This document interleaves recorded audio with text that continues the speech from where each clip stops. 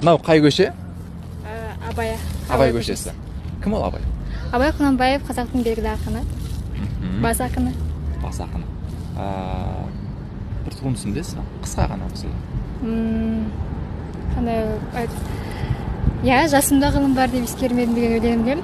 Жасымда ғылым бар деп ескермедім, пайдасын көре тұра тексермедім.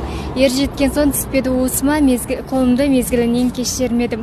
Бұл махрұм қалмағыма кім жазалы, қолымды дөп сермесем өстермедім. Адамның бір қызығы бала деген, баланы оқытуды жек көрмедім.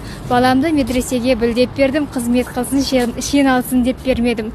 Өзімде басқаша болып төс көрледім, қазақта қара сөзге дес бермедім. Еңбегімді білердік еш адам жоқ, түбінде тыныш жүргенде теріс көрмедім.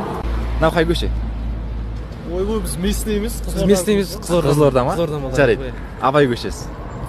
Ертең Абай күні. Абай деген кім? Абай Құнанбаев қазақтың